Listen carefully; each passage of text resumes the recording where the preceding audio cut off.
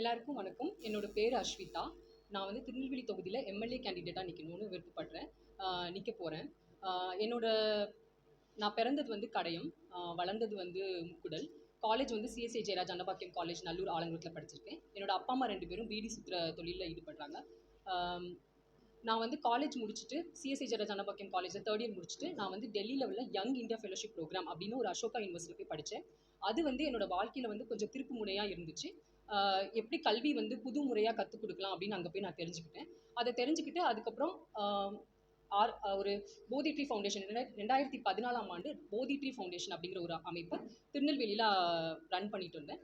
அதை வந்து 6 வருஷமா ரன் பண்ணிட்டு இருந்தேன். அது மூலமா முதல் தலைமுறை பட்டதாரிகளுக்கு வாழ்க்கை திறன் கல்வி மற்றும் கரியர் ஆப்பர்ச்சுனிட்டிஸ் இதை பத்தி அவங்களுக்கு அவேர்னஸ் கிரியேட் பண்ணிட்டு இருந்தேன். ஸோ அந்த 6 வருஷம் நடந்து முடிஞ்சதுக்கு அப்புறம் அது மூலமா நான் chief minister state youth award இதெல்லாம் வாங்கியிருக்கேன். அதுக்கப்புறம் வந்து எனக்கு அரசியல்ல வந்து ஈடுபாடு இருந்துச்சு. ஸோ வந்து அரசியல்ல பயணிக்கணும் அப்படின்னு சொல்லிட்டு அப்போ வந்து ஐபேக் அப்படிங்கிற ஒரு ஆர்கனைசேஷனோட ஒரு வருஷம் கத்துக்கணும் அப்படிங்கிற ஒரு நோக்கத்தோட அதுல வந்து நான் ஈடுபட்டேன். அதுக்கப்புறம் வந்து இந்தியன் ஸ்கூல் ஆஃப் டெமோக்ரஸி, அதாவது டெல்லியில உள்ள குட் பொலிட்டிஷியன் ப்ரோக்ராம் அப்படிங்கிற ஒரு ப்ரோக்ராம்ல வந்து ஒரு வருஷம் ஈடுபட்டு அது மூலமா வந்து கிராமப்புறத்துல இருக்கிற பஞ்சாயத்து தலைவர்களுக்கு வந்து திறன் மேம்பாடு இதெல்லாம் கொடுக்கணும்னு சொல்லிட்டு அந்த மாதிரி ப்ரோக்ராம்ஸ் நிறைய பண்ணிட்டு வந்தேன்.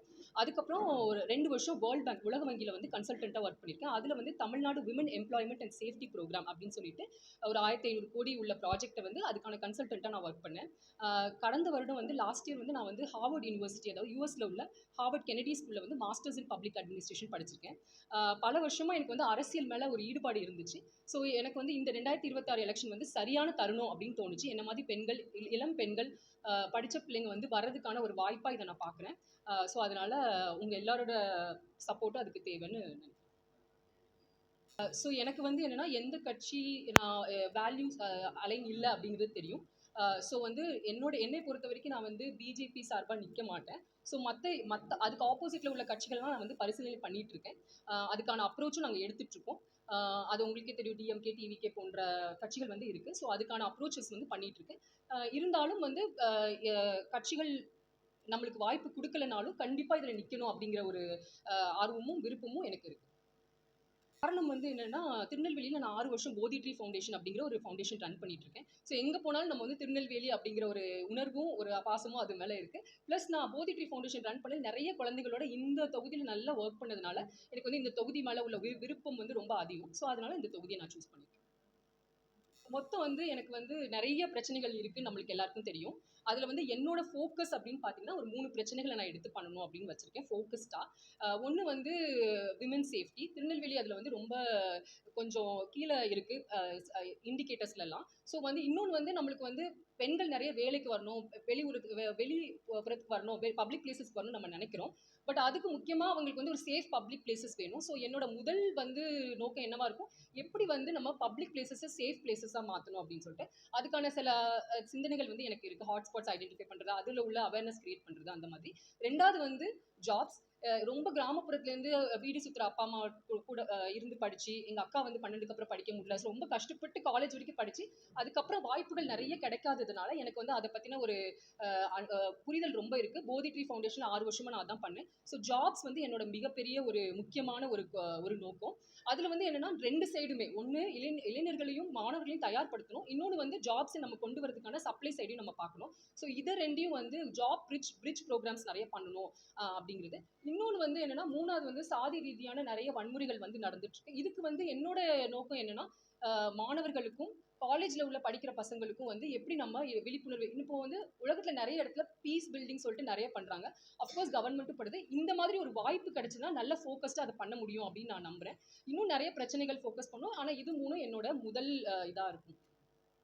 பிஜேபி வெறுக்கிறது அப்படின்னு இல்ல. சில சித்தாந்தங்கள் வந்து அவங்களோட சித்தாந்தங்களும் என்னோட சித்தாந்தங்களும், நான் வந்து பெரியாரெல்லாம் படிச்சு வளர்ந்து பாரதியாரோட பாடல்களோட வளர்ந்த பொண்ணு. ஸோ அதனால எனக்கு வந்து சில சித்தாந்தங்கள் வந்து விருப்பம் இல்லாததுனால அந்த கட்சியின் மூலமா என்னால நிறைய பண்ண முடியாது அப்படிங்கிற ஒரு எண்ணம். ஸோ அதனால தான் வந்து வெறுப்பு கிடையாது. பட் சித்தாந்த ரீதியா வந்து சில டிஃப்ரென்சஸை என்னால நல்லா பார்க்க முடியுது. ஸோ நீங்கள் தமிழ்நாடு லெஜிஸ்லேட்டிவ் அசம்பிளியை பார்த்தீங்கன்னா 5% தான் இருக்குது. 50% பெண்கள் இருக்காங்க, 5%. ஸோ இது எல்லாருக்குமே நம்ம தெரிஞ்ச விஷயம். இன்னொன்று வந்து நான் வந்து அதுக்காக பெண்கள் முன்னேறவே இல்லைன்னு சொல்கிறேன். நிறைய அட்வான்ஸ் வந்திருக்கு. ஸோ அதையும் தாண்டி பொலிட்டிக்கல் பிளேசஸ்லையும் எப்படி பெண்களை நிறைய கொண்டு வருது அப்படிங்கிறது. இது நான் வந்து லாஸ்ட் 2 வருஷமா பெண் கலெக்டிவ் அப்படிங்கிற ஒரு அமைப்பு கூட நான் ஈடுபட்டு இருக்கேன். அந்த பெண் கலெக்டிவோட நோக்கம் என்ன அப்படின்னா, பப்ளிக் பிளேசஸ்ல, பொலிட்டிக்கல் ஸ்பேசஸ்ல பெண்களை எப்படி அரசியல் மயமாக்குறது. நம்ம சின்ன வயசுலேருந்து எனக்கு வந்து என்னன்னா அரசியல் பழகுறதுக்கான பேசுறதுக்கான வாய்ப்பு கிடைக்கல கிராமத்துலேருந்து வந்ததுனால. அதெல்லாம் வந்து ரொம்ப லேட்டாக தான் 20 வயசுக்கு அப்புறம் தான் அரசியல் பற்றின புரிதலும் அதை பற்றின ஆர்வமும் எனக்கு ரொம்ப அதிகமாக வந்துச்சு. ஸோ அதனால வந்து ஐ என்ன சொல்லி நான் வந்து ரொம்ப முழுமையாக நம்புறேன் பெண்கள் கண்டிப்பாக வரணும் அப்படின்ட்டு. பட் ஆனால் அதுக்கான ஸ்பேசஸ் இல்லை. இன்னும் நிறைய இந்த சமுதாயம் பண்ணணும். இதுக்கு ஒரு முதல் ஸ்டெப்பாக தான் நான் இதை பார்க்குறேன். எப்படி வந்து நம்ம அதுக்கு உதாரணமாக இருக்கணும் அப்படிங்கிறது என்னோட இது. கட்சிகள் கண்டிப்பாக வந்து நிறைய கட்சிகளில் நிறைய மாற்றங்கள் தேவை இருக்கு. தேவை காலங்கள் மாற மாற கட்சிகளும் மாறுங்கிறது தான் என்னோட நம்பிக்கை. அப்படி மாற்றம் நடக்கல, அந்த மாற்றத்தில் எங்களை மாதிரி பெண்கள் வந்து ஈடுபடணும். ஸோ அதுக்கு நான் என்னை தயார்படுத்திட்டு இருக்கேன்னு நினைக்கிறேன். ரொம்ப முக்கியமான கேள்வி. நான் அரசியல் அப்படின்னு சொன்னோடனே எல்லாருமே வந்து உங்ககிட்ட பணம் இருக்கா அப்படின்னு தான் கேட்பாங்க.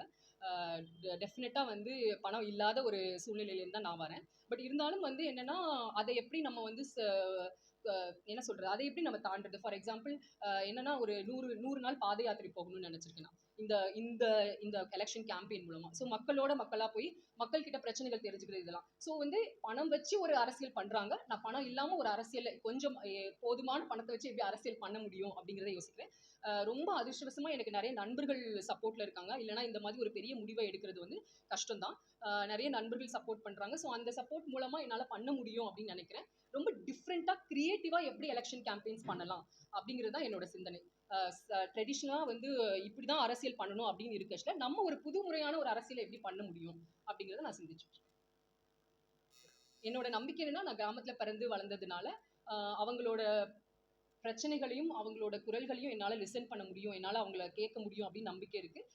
டெஃபினட்டாக திருநெல்வேலியை பொறுத்த வரைக்கும் கண்டிப்பாக வந்து நிறைய நகரப்புறங்களும் இருக்குது, கிராமப்புறங்களும் இருக்குது. ஆனால் கிராமப்புறங்கள் வந்து ரொம்ப மானூர் போன்ற இடங்கள் வந்து ரொம்ப பின்தங்கி கொஞ்சம் இருக்குது. ஸோ அதில் வந்து நிறைய நான் வந்து வேலை செய்யணும் அப்படின்னு நினச்சிருக்கேன். ஆனால் நான் வந்து நீங்கள் நினைக்கிற மாதிரி 30 வருஷம் 40 வருஷம் அரசியல் இல்லை. திருநெல்வேலியை பொறுத்த வரைக்கும் 30 வருஷமா ஒரே செட் ஆஃப் பீப்புள் தான் இருக்காங்க. நான் அந்த மாதிரி இல்லை. நான் ஒரு புது அரசியலுக்கு வரணும்னு நினைக்கிறேன். ஸோ கண்டிப்பாக வந்து என்னோட பயணத்தின் மூலமாக தான் நான் எல்லாத்தையும் புரிஞ்சுக்கிட முடியும். எப்படி கிராமத்தில் போய் நான் அப்ரோச் பண்ணுறது, எல்லாத்தையும் நான் கற்றுக்கணும் அப்படின்னு நினைக்கிறேன். ஸோ அந்த சிந்தனையோட வரதுனால என்னால் பண்ண முடியும்னு நினைக்கிறேன்.